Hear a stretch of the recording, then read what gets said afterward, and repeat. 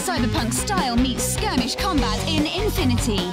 Experience 8 high-tech factions and fight to control the human sphere at the Infinity Hub on beastofwar.com. From Viking halls to the cities of the future, terrain buffs will love our foreground hub. Watch gaming tables of all genres come to life at beastofwar.com.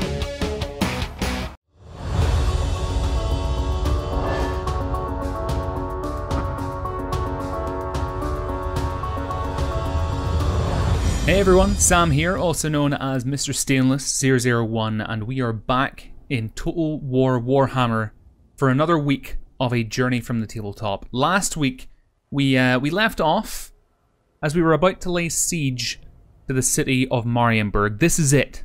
This is the moment we have been waiting for, the moment we have been working up to, and it is finally here. Here and now we have an opportunity to stop, to eradicate, to finally flip and kill the kingdom of Marienburg and be done with them. So ladies and gentlemen, as I've promised you, let's lay siege to Emil von Couronne, hopefully for the last time.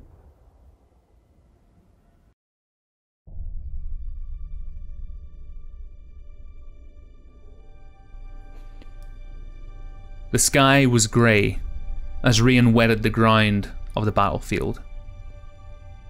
The streets of Marienburg, usually full of the commotion of traders looking to peddle their wares, were, on this day, silent and empty. The forces of Marienburg sat atop their lofty walls. Although the siege had cost the lives of many through attrition, the troops were resolute. From archers to riflemen, halberd infantry to swordsmen, they all knew this would be a fight to the death. A last stand for the great city of Marienburg.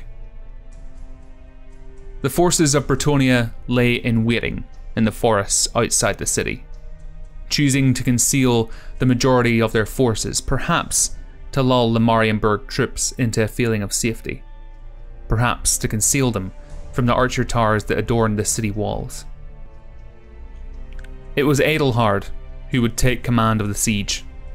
After the Battle of Couronne, Adelhard's leadership left much to be desired. Almost missing the entire battle, he led his reinforcements into the battle too late. This was his opportunity to redeem himself. On his right flank, he had deployed his knights and a few units of men-at-arms.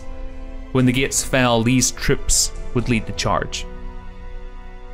In his centre, the artillery, flanked on all sides by shielded spearmen and shielded men-at-arms. In the rear of the battlefield was the Bretonnian king himself, Louen Leoncoeur. He brought with him a small attaché of warriors, his Grail knights, and a few units of men-at-arms. His hope was that he wouldn't be needed in the battle ahead, but secretly, he wanted to see Emil von Couronne's head removed from his body for the damage he had caused his people.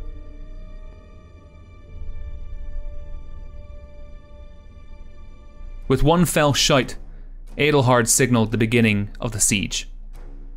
The siege towers rolled forth, the battering ram was pushed slowly towards the city gates, and the Bretonnian artillery provided covering fire, aiming at the forces sat atop the city walls in order to make the capturing of the walls a little easier for the ground troops when the siege towers eventually reached them. The arrow towers of Marienburg peppered the siege towers of Bretonnia, but still they held. They fired shot and bolt and arrow at the troops pushing the battering ram, and yet they continued. Bretonnia would not stop this fight. They were as persistent as the tide, and like a raging torrent they would crash upon the walls of Marienburg and wash it clean of von Couronne's insolence. As the first siege tower reached the walls, the shielded men-at-arms within poured out onto the walls, carving a path for themselves, but the forces of Marienburg would not be routed so easily. Steel met steel as the walls swelled with troops until it became an intelligible sea of yellow and red. With the men-at-arms storming the walls, they managed to occupy the missile troops long enough to allow the battering ram an opportunity to meet the gates. The gate had to fall, whether by ram or by taking the walls themselves. If the gate fell, the remaining Bretonnian forces would be able to pour through and capture the centre of the city.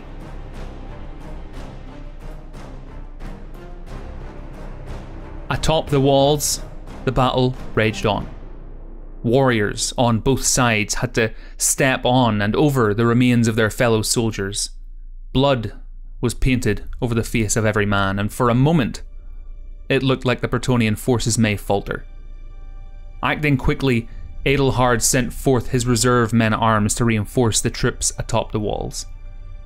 As they marched forth, however, the gates fell to the endless onslaught of the battering ram.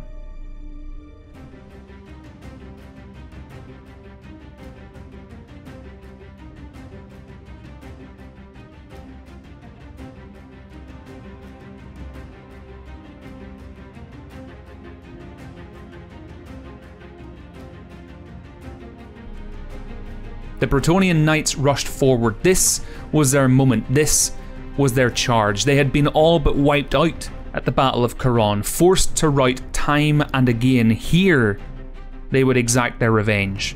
Here, they would show their worth.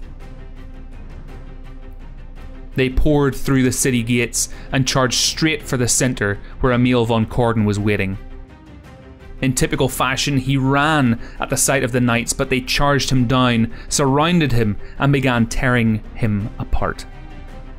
How many lives were sacrificed so that the kingdom of Marienburg could thrive?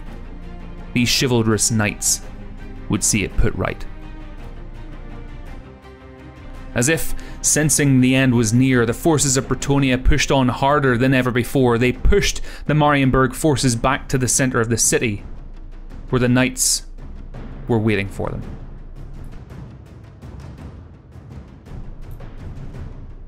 It turned into a massacre.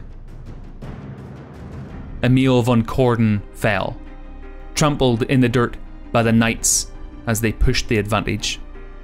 Shortly after, the Marienburg troops in the centre of the city were outnumbered, and within moments, the battle was over. Marienburg had fallen.